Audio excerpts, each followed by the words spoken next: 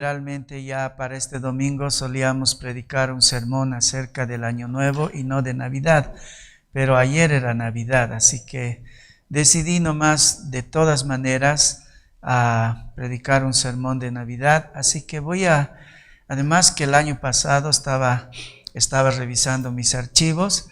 El año pasado yo no había predicado ni un solo sermón de Navidad, entonces realmente dije, tengo que predicar algo de Navidad. Así que quiero invitarles a abrir sus Biblias en Mateo capítulo 2, versículo 2. Vamos a revisar las 3 frases de este verso que está en Mateo capítulo 2, versículo 2.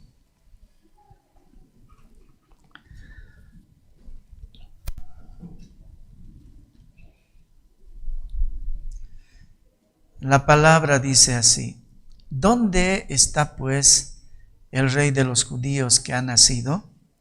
Porque su estrella hemos visto en el oriente y venimos a adorarle.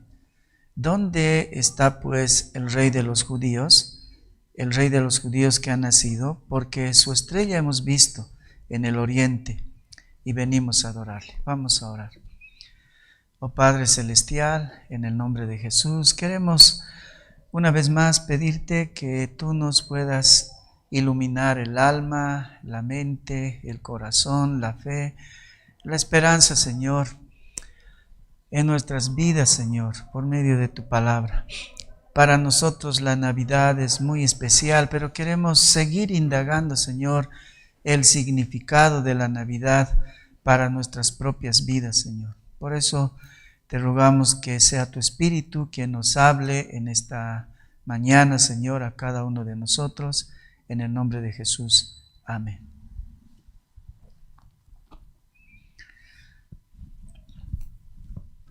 Las horas previas a la crucifixión de nuestro Señor, el Señor tuvo una conversación bastante reveladora con Poncio Pilato. Jesucristo entonces estaba en la peor condición en la que estuvo durante todo su ministerio. Estaba sumamente abatido, estaba agotado, lastimado profundamente en todo su cuerpo. Había pasado por una larga agonía en el huerto de Getsemaní, había peleado una batalla espiritual que le arrancó, como dice la palabra, transpiración como gotas de sangre. Y en esas condiciones es que él se encontró con Pilato. Esa noche fue sumamente agobiante. A la medianoche había sido llevado ante Anás y Caifás, casi a rastras, como dice la palabra, y luego fue llevado a Herodes. Todo eso aconteció entre una tarde, toda una noche muy intensa hasta el amanecer. Tuvo muchas humillaciones, vejaciones físicas que hicieron, como les decía, del aspecto del maestro el peor de los aspectos que tuvo el maestro durante todo su ministerio. Estaba como un estropajo, un miserable, como un harapiento, estaba cansado, lleno de heridas y moretones. Y en esas condiciones es que Jesús tiene un encuentro con Pilato, una charla con Pilato. Cuando Pilato ve a Jesús en las condiciones en las que está, él le pregunta sarcásticamente, luego, ¿tú eres un rey? Lo que le estaba diciendo Pilato a Jesús era, mírate, ¿tú eres el famoso rey de los judíos? Una multitud lo había traído delante de Pilato para pedir su muerte. Pilato seguramente escuchó bastante acerca de este hombre llamado Jesús. Se decía que descendía de David, que era el rey de los judíos, pero sus súbditos querían matarlo. Entonces esto realmente era una ironía. ¿Qué clase de rey era este si sus súbditos querían matarlo? Para Pilato esto era sumamente extraño, así que luego de meditar en las acusaciones contra él, le hace una pregunta crucial y probablemente hasta sincera, porque ve a Jesús, un hombre con las ropas destrozadas, un hombre que no tiene soldados afuera para protegerlo, un hombre que sus súbditos están pidiendo su muerte, y entonces la conclusión de él es: luego tú eres un rey. En el Evangelio de Juan, la pregunta se hace mucho más significativa, porque el sustantivo rey no tiene artículo. Eso es interesante en la gramática griega, porque cuando un sustantivo no lleva artículo, indica esencia, ¿no? Cuando se quiere hablar algo de lo esencial de un sustantivo, entonces se le omite el artículo. La pregunta de Pilato entonces era: ¿eres un rey? Esencialmente, ¿no? ¿Tú puedes ser considerado un rey? ¿Puede alguien como tú, un andrajoso, sin ejército, sin súbditos, ser un rey? ¿Eres tú un rey? Jesús le responde sin titubear para nada, porque la pregunta de Pilato era sumamente sugestiva. No era solamente diciéndole: eres el rey de los judíos. O sea, esencialmente, por la falta de artículo, ¿puedes ser tú un rey? ¿Es locura lo que te ha llevado a pensar que eres un rey o eres un rey? ¿Qué eres? ¿Un loco o un verdadero rey? Y Jesús le dice: yo para esto he nacido. Yo para esto he venido. La respuesta de Jesús es contundente. No puede ser, lo que dice él es: nadie puede ser más rey que yo. En esencia, soy un rey. Yo para ser un rey he nacido. Todos los sustantivos están sin artículo. Lo que está diciéndole es: ¿has conocido alguna vez un rey? No, no has conocido un rey. Un rey solamente puede ser, o rey puede ser solamente el Hijo de Dios. Yo soy un verdadero rey. Yo para eso he nacido. En esencia, esencialmente, yo soy un rey. Charles Spurgeon, cuando hace ¿cómo les puedo decir? La explicación de esta parte de Juan, dice: la tierra, dice, no vio jamás a un rey más legítimo. Nadie del linaje de Faraón, o de la familia de Nimrod, o de la raza de los Césares, era tan intrínsecamente imperial en sí mismo como lo era Jesús, conocido o reconocido muy merecidamente como rey en virtud de su linaje, de sus logros y de su carácter superior. El ojo carnal no podía ver esto, pero para el ojo espiritual es tan claro como la luz del mediodía. Jesús es el rey. Como dice Spurgeon, intrínsecamente Él es rey. No hemos conocido en la tierra un verdadero rey. Todos han sido solamente simples caricaturas de el único que puede ser llamado rey. Entender esto y creerlo es sumamente importante. La charla con Pilato contiene una verdad muy importante que debemos entender. Esta charla debió ser tan importante que aún el apóstol Pablo considera este momento de la charla. Fue una charla bastante corta, pero Pablo la considera cuando aconseja a su joven discípulo Timoteo en 1 de Timoteo 6:13.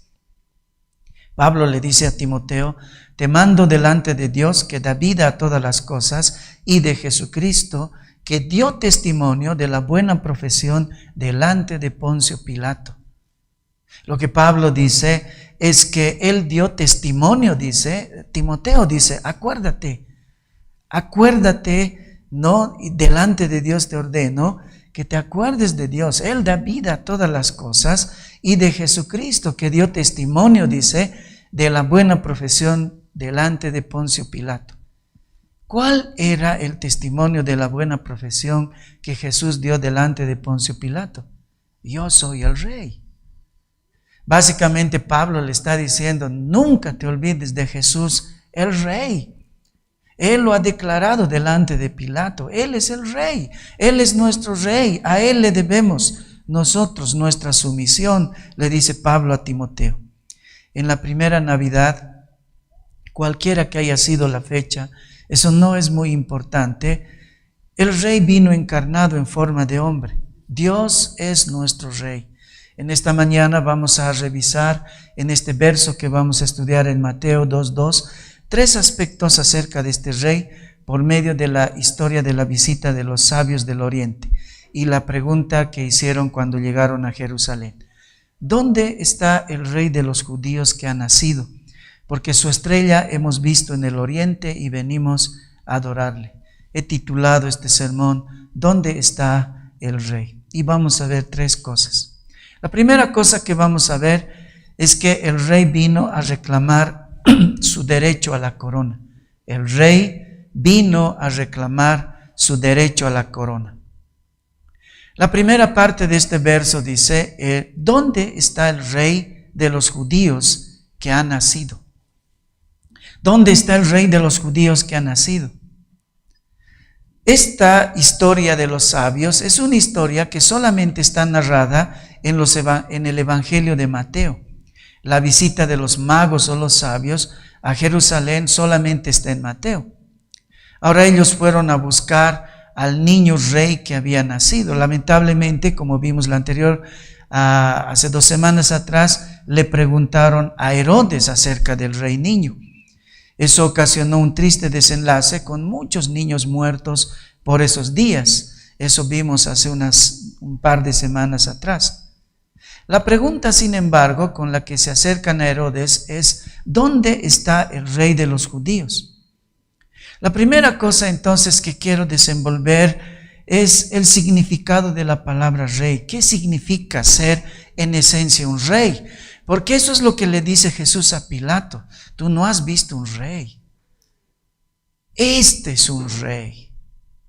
Yo soy un rey en esencia, le dice Jesús a Pilato. ¿Qué significa un rey, ser un rey?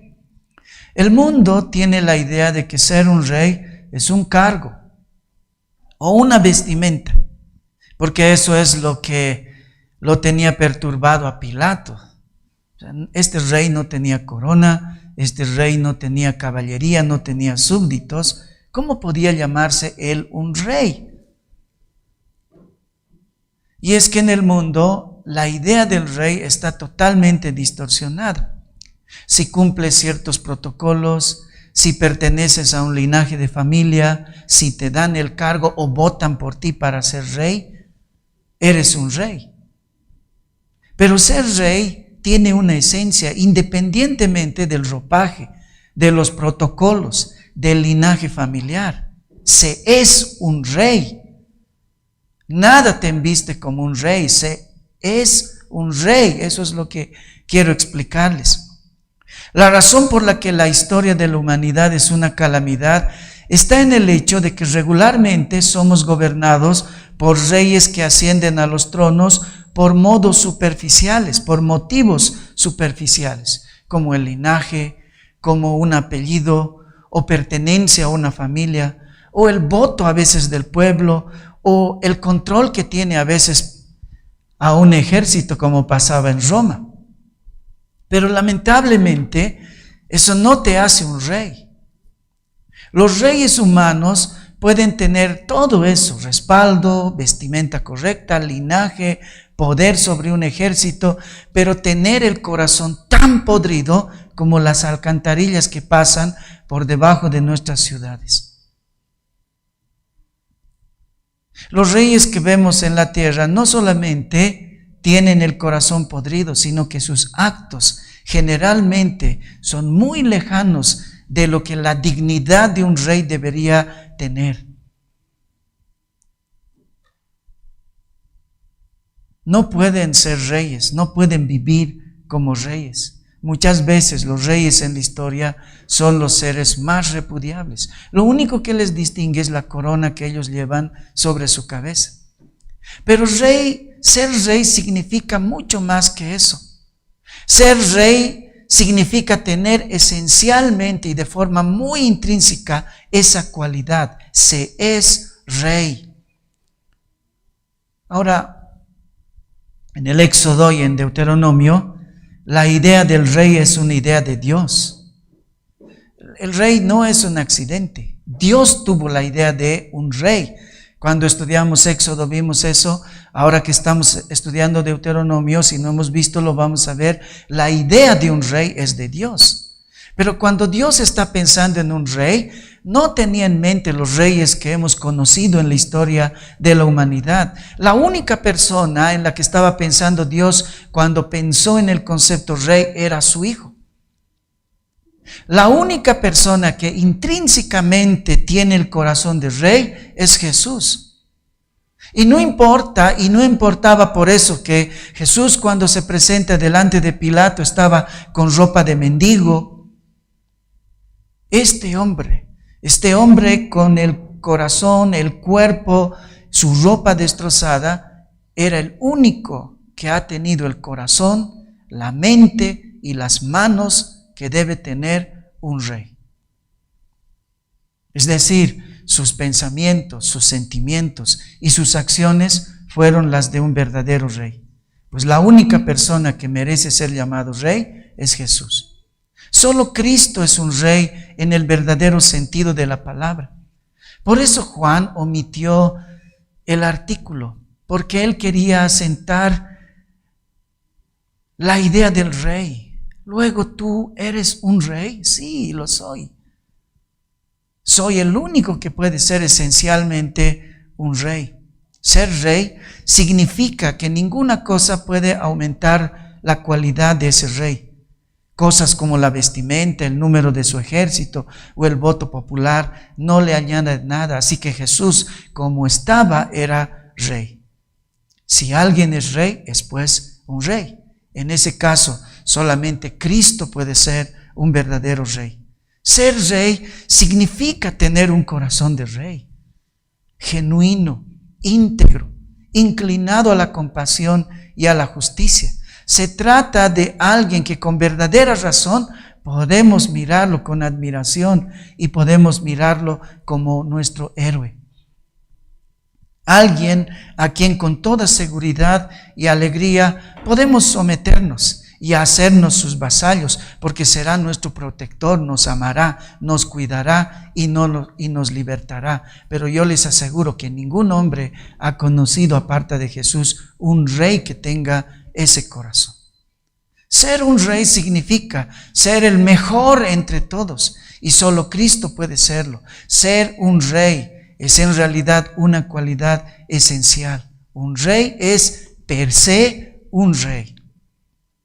Solo Jesús puede serlo.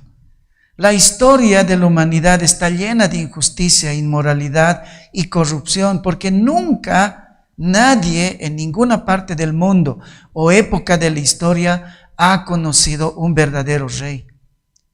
Los reyes buenos, verdaderos e íntegros solo existen en los cuentos de hadas. En la historia de la humanidad hemos conocido personas disfrazadas de rey, pero nunca hemos experimentado las bondades de un verdadero rey, a quien la ropa no le hace nada, ni su trono ni su apellido, sino que él mismo en esencia es un rey. Por eso Cristo le responde a Pilato con toda seguridad cuando le pregunta, luego, mírate, ¿eres un rey? Jesucristo le responde con toda verdad y seguridad, lo soy. Yo para esto he nacido y para esto he venido. No mires mi condición, no mires mis ropas harapientas, mírame a mí. Así luce verdaderamente un rey. Yo soy el rey. Por eso, uno de los títulos de Cristo es el Rey de Reyes. El Rey sobre los reyes. El Rey por encima de todos los disfrazados de rey. Pero también nuestro texto dice, cuando Jesús le dice a Pilato su respuesta, él le dice que para eso ha venido, para eso ha nacido. Y el texto que estamos estudiando en Mateo 2:2 también tiene la pregunta de ¿dónde está el rey que ha nacido? Jesús había dicho, para eso he nacido yo. Los sabios lo buscan y dicen, ¿dónde está el rey que ha nacido? La Navidad, hermanos, es un recordatorio anual de que el rey ha nacido. El único rey que puede ser rey ha nacido. Jesús le dijo a Pilato, para esto he nacido y para esto he venido. ¿Cuándo sucedió eso? En Navidad. Para eso ha nacido. ¿Cuándo sucedió eso? En Navidad. El popular movimiento de los Rastafari, que Bob Marley popularizó en los años 70, nació como consecuencia de una narrativa que se creó en torno de un príncipe africano llamado Rastafari Makonnen. Él fue coronado como rey de reyes de Etiopía con el nombre de Haile Selassie I en los años 30, en 1930. Rastafari significa príncipe Tafari. Lo interesante de Rastafari es que fue considerado en sus días como Dios. Se decía de él el único Dios verdadero, el Cristo negro. La esperanza en esa época de toda África y el Caribe, no americano, porque como ustedes conocen, el movimiento Rastafari ha prosperado más en Centroamérica. Rastafari significó en su época el símbolo de la esperanza, no solo en África, sino también en el Caribe. La Constitución de Etiopía del 55 le dio un título a Rastafari que decía así: Rastafari, llamado Haile Selassie I, elegido de Dios, rey de reyes, también de Etiopía, león y conquistador de la tribu de Judá y defensor de la fe cristiana. Ese era el título que le dieron a Rastafari. Se decía que era descendiente de Salomón. Marcus Garvey, un controvertido profeta, periodista e inspirador en realidad del movimiento Rastafari, escribió en un tratado algo que decía acerca de él. Mirad África, dice, mirad a África. Un rey negro será coronado porque el día de la liberación está cerca. Rastafari gobernó Etiopía durante 44 años y la verdad de su reinado fue que cientos de miles de personas murieron literalmente de hambre en su reinado por esos años. Fue un tirano rodeado de lujos que gustaba pasearse en sus muchos Rolls Royce, porque compró muchos Rolls Royce en su gobierno, y gustaba andar acompañado de guepardos. La prensa había construido en torno de él una narrativa totalmente contraria a la realidad. Un escritor en los 80 llamado Ryszard Kapuscinski escribió un libro que se titula El Emperador, donde se describe a Rastafari como un tirano grotesco e inútil. En una parte de su libro él dice: mientras el emperador brindaba, dice, un banquete con todo tipo de carnes y pescados regados con vinos europeos para 3,000 comensales durante un encuentro con mandatarios de Occidente en el Palacio Real, una hilera de camareros se paseaba de mano en mano las bandejas con las sobras del festín y se dirigía hacia un barranco ubicado a pocos metros de la residencia para comerse la basura. Rastafari murió como debería morir alguien de su talla. Fue enterrado en un sótano y fue enterrado al costado de un baño, al costado de una letrina, dice su biógrafo. Alguien describió con toda razón su reinado con esta frase: puertas adentro, un rey; puertas afuera, el hambre. Puertas adentro, un rey; puertas afuera, el hambre. Rastafari es la historia común de toda la humanidad.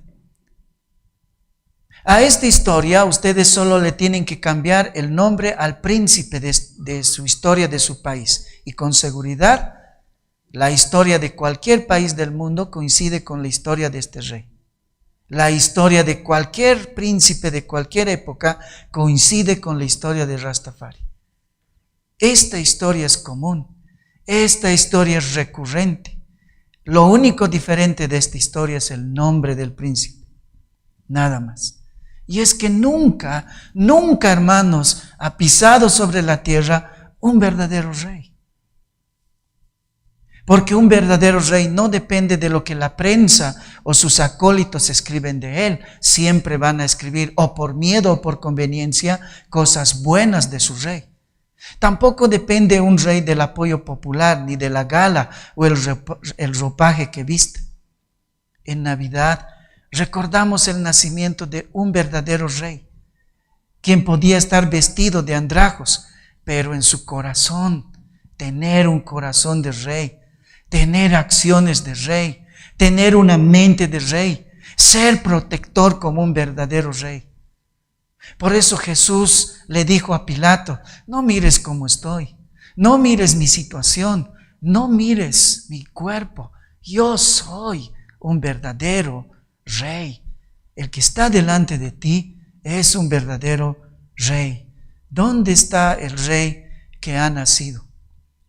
La segunda cosa que vamos a ver es que el rey fue avistado por los sabios o fue visto por los sabios. En Mateo 2:2, el versículo que estamos estudiando, dice que el rey fue visto o fue avistado o fue descubierto por los sabios. Dice ese verso que estamos estudiando, porque su estrella hemos visto, dice, en el oriente. Su estrella hemos visto en el oriente. El verso que estamos estudiando viene de la historia de los Reyes Magos, en Mateo 2. Estos magos, que no sabemos si realmente eran reyes, vieron, dice, su estrella en el oriente, la estrella de Jesús en el oriente. Ahora, esta fue sin duda una revelación especial en el firmamento. No vamos a eludir eso. Tampoco es tema de mi sermón, pero no quisiera que podamos eludir eso. Ellos verdaderamente vieron la estrella de Jesús en el oriente. Era una revelación especial. Dios a lo largo de la Biblia a veces lo hace, sin que eso signifique que es la forma en la que quiere que nosotros le busquemos. ¿Qué quiero decir con eso? A veces, en Egipto, por ejemplo, el ver cosas divinas en los sueños era parte de su cultura. Y por eso usó a José y los sueños de José para revelarse en medio de esa cultura. Pero eso no quiere decir que Dios quiere que veamos y busquemos a Dios en nuestros sueños. Tampoco por medio de esta historia nos está diciendo que lo busquemos en las estrellas. Por eso les estoy diciendo que esta fue una revelación especial de Dios a estos hombres que eran sabios, que son llamados magos en el libro de Mateo. Probablemente eran expertos en astronomía.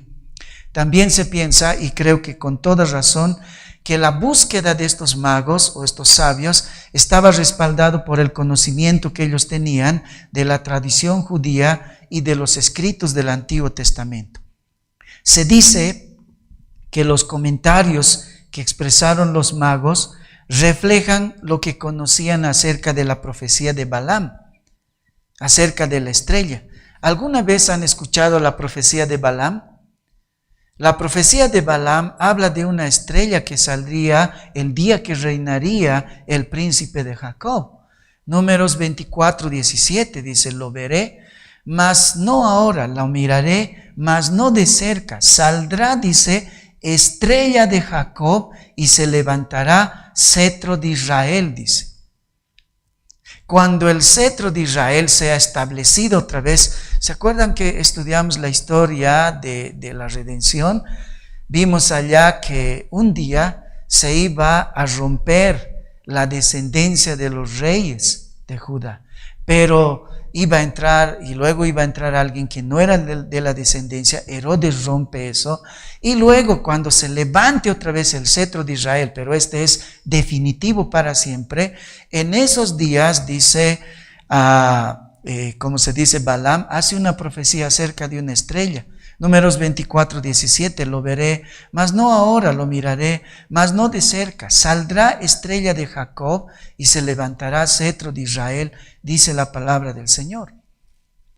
No sabemos qué vínculo tiene esto con la estrella que vieron los sabios, pero probablemente, y les decía con mucha seguridad, ellos conocían las profecías de los judíos. Por eso los padres de la iglesia, como Clemente de Alejandría, Diodoro de Tarso, Crisóstomo, Cirilo de Alejandría, Juvencio, Prudencio, Orígenes, etcétera, consideran que ellos fueron guiados por la palabra. Piensan que es sumamente lógico, pues durante la época de la gran dispersión de Israel, los judíos fueron llevados cautivos a todas las tierras orientales, Persia, Asiria, Babilonia, de donde estos magos o estos sabios vinieron. Antes de esto, antes de los 400 años de silencio, los judíos fueron dispersados a las tierras orientales. Entonces es muy lógico y muy probable que ellos fueron los que les contaron a estas personas acerca del nacimiento del rey. Quién sabe, esta fue una de las razones para la gran dispersión, porque en la Biblia la idea era que todas las naciones conozcan al rey. Además que es bastante sugestivo que los magos dicen con toda propiedad: hemos venido a buscar al rey de los judíos, al rey de los judíos, como diciendo que este es el rey que escuchamos que estaban esperando los judíos. Y por otro lado, nunca debemos olvidar que el propósito del Antiguo Testamento es anunciar que un día nacerá el Rey Salvador. Ahora, no es nuestro tema por esta vez. Cualquiera que hubiese sido la fuente que ellos usaron, ellos vinieron a Jerusalén a adorar al Rey nacido de los judíos. La palabra magoi que se usa para estos sabios servía para designar a los hombres sabios. En realidad, una de las traducciones de magoi es sabiduría, es sabio.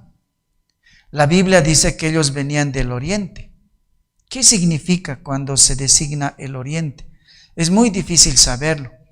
El oriente tranquilamente puede comprender a la región de los medos, o quizá los persas, Caldea, Babilonia, otras regiones. Hay incertidumbre acerca del lugar de donde ellos venían. Sin embargo, hay una creencia de que ellos venían de 3 lugares. Por eso en la tradición se los llamó Melchor, Gaspar y Baltasar. Porque Melchor es un nombre común de la India, Gaspar de Egipto y Baltasar de Grecia, de alguno de esos lugares. No importa ahora. La tradición dice que estos magos fueron bautizados por Santo Tomás y que sus huesos fueron encontrados luego por Santa Elena. Santa Elena era la madre de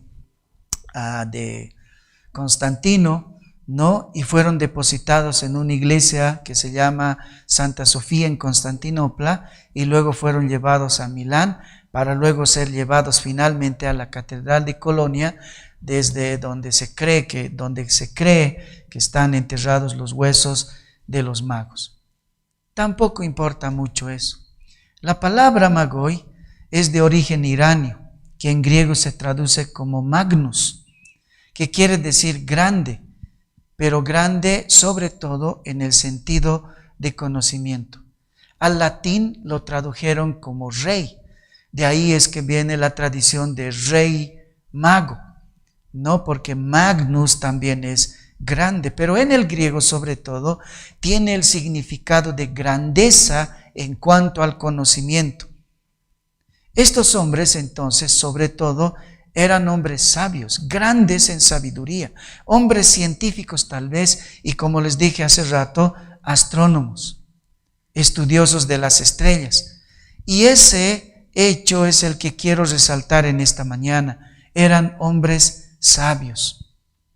Sea que hayan escuchado el Antiguo Testamento, sea que verdaderamente solo vieron rastros especiales en el cosmos, cualquiera que hubiese sido la forma, ellos eran hombres sabios sobre todo porque tuvieron temor de Dios. Y es que el temor de Dios fue lo que les hizo hacer un viaje tan largo, tan impredecible y tan peligroso en busca de un rey. Viajar en eso entonces no era como tomar un bus y emprender un viaje. En estas épocas, hacer el viaje que ellos hicieron era sumamente peligroso, peor todavía cuando estaban llevando oro, mirra, incienso, cosas codiciadas por todos los pueblos. pero lo hicieron. ¿Por qué? Porque la sabiduría más grande que ellos tenían era el temor de Dios. Vamos a adorar al Rey. Proverbios 1:7. El principio de la sabiduría es el temor de Jehová. Los insensatos desprecian la sabiduría y la enseñanza.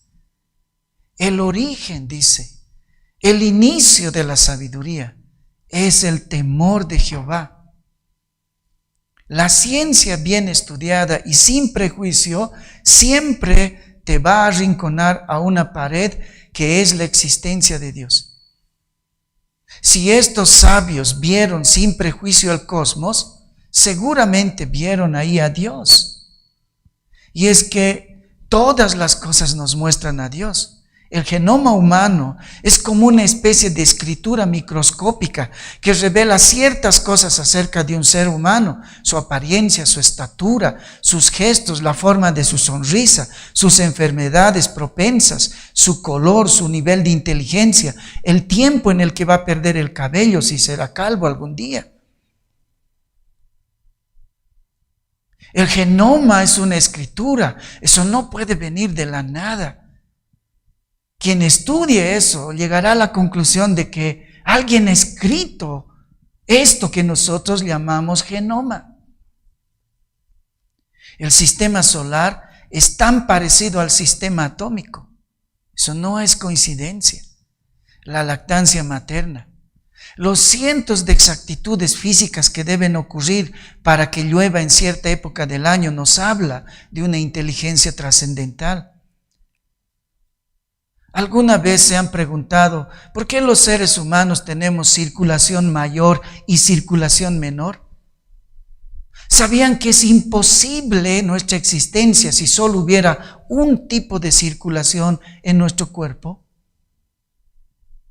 La circulación mayor y la circulación menor de la sangre del ser humano nos grita de la inteligencia sobre la creación, de un tipo de inteligencia sobre la creación. Así podría pasarme el día demostrándoles que toda la creación grita la existencia de Dios. Por eso el salmista dijo un día, los cielos cuentan la gloria de Dios. No era un eslogan, él miró los cielos y la conclusión de mirar los cielos como un astrónomo fue esta: hay un Dios detrás de esta magnificencia. Como muchas veces les dije en este púlpito, hay que tener más fe, para creer la absurda idea de que todo es de generación espontánea o producto de una explosión, que para creer que todo lo hizo un Dios inteligente. Las explosiones no crean sistemas, ideas o belleza, todo lo contrario. Las explosiones destruyen la belleza, las ideas y los sistemas. El que quiere ver, va a ver. Jesús lo dijo. El que quiere ver, va a ver. El que es sabio verdaderamente verá a Dios, como estos sabios del oriente. Porque su estrella hemos visto, dice, en el oriente. Allá donde estábamos estudiando hemos visto su estrella. Queridos jóvenes, el mundo y las universidades van a tratar de cegar sus ojos a Dios por medio de teorías universitarias, y lo van a hacer con todas sus fuerzas, y van a ser agresivos con su fe, y van a ser lo más sugestivos que se puede y lo más convincentes posibles. Pero si miran ustedes lo que hay alrededor sin prejuicio, las matemáticas, la medicina, la biología, la química, la ingeniería, todas ellas les van a mostrar la estrella del Rey. El principio de la sabiduría es el temor de Jehová. Los insensatos desprecian la sabiduría.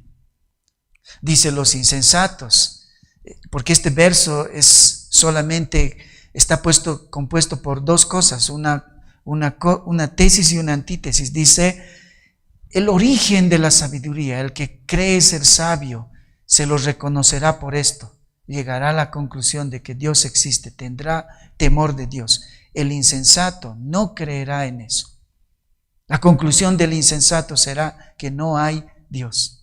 Eso es lo que dice este verso.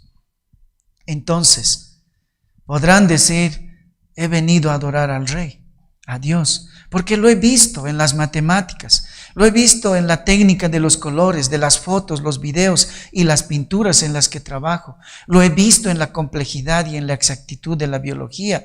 Lo he visto en las exactitudes de la astronomía o la anatomía humana. El principio de la sabiduría es el temor a Jehová. Y estos sabios verdaderamente eran sabios, no por todo el conocimiento que tenían de la astronomía, sino porque todo ese conocimiento de la astronomía les llevó a una conclusión: ha nacido un rey. Tercera cosa que vamos a ver en esta mañana: el rey recibió la adoración apropiada. El verso que estamos estudiando es Mateo 2:2 y la conclusión de este verso dice así: y venimos a adorarle. ¿Dónde está el rey que ha nacido? Venimos nosotros a adorarle. La conclusión natural de estos sabios fue la adoración, y no podría ser de otra forma. Una de las cosas bastante extraordinarias de esta historia es el hecho de que estos sabios hayan decidido buscar a este rey en tierras lejanas. ¿Por qué lo hicieron? Ellos eran estudiosos del oriente, ellos eran estudiosos de sus tierras. ¿Qué interés podrían tener en un rey nacido en una tierra lejana a la que ellos eran también ajenos? Lo voy a poner de esta otra forma para que entendamos lo que quiero decirles. Imagínense que unos sabios de la India, de Japón y de Suecia descubren que está a punto de nacer un rey en un pueblito pequeño e insignificante de Bolivia. ¿Por qué razón harían un viaje tedioso, difícil y arriesgado para conocerlo? ¿Qué haría para ellos o en favor de ellos un rey boliviano a favor de ellos? En relación a ellos, Bolivia es un país insignificante, lejano física, cultural y políticamente hablando. A no ser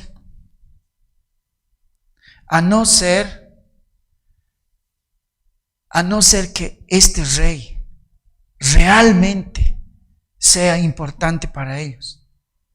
A no ser que este rey verdaderamente tenga poder e influencia sobre Japón, Suiza y la India. Eso fue lo que pasó con estos sabios. No solo llegaron a descubrir el nacimiento de un rey en tierras lejanas, sino que entendieron que este era el rey en singular, también su rey. Y por eso fueron ellos a buscarlo para adorarlo. Cuando ellos llegan a Jerusalén, no preguntan acerca de uno más de los reyes de Judá, porque su curiosidad no fue una curiosidad solamente científica o política o histórica o étnica, sino que la pregunta fue: ¿dónde está el rey? En número singular, el rey. Nuestro rey también. El rey también del oriente, de Persia, de Caldea, de Mesopotamia, de donde sea que sea. ¿Dónde está el rey del mundo? Ellos, en sus indagaciones, descubrieron al rey. Así que fueron con una sola finalidad. No para recibir regalos de él, no para ser puestos en un lugar especial en su corte, no para recibir algún favor de ellos o para sus familias. Lo que dice la Biblia es que ellos fueron para adorarle. Intrínsecamente, Jesús es un rey. Ningún rey de la tierra se compara a él.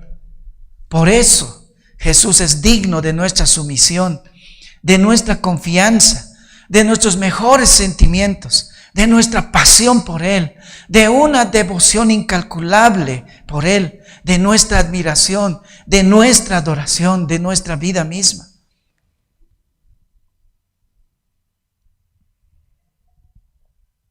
Quiero terminar este sermón con el título que le he puesto. ¿Dónde está el Rey? Y lo que quiero preguntarte es, ¿dónde está el Rey en tu adoración? ¿Dónde está el Rey en tu vida? ¿Es Rey de tu vida? La adoración no solamente es un estado. La adoración se muestra en los hechos. ¿Cómo lo adoras tú en tu vida al Rey? En tu devoción, en la lectura de la palabra, en tus diezmos, en tu integridad, en tu obediencia. ¿Dónde está el Rey en tu vida? ¿Realmente eres un vasallo del Rey?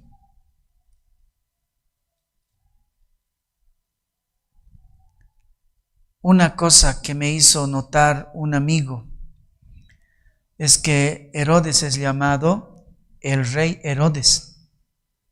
En este texto que estamos estudiando, es llamado el rey Herodes hasta que llegan los magos.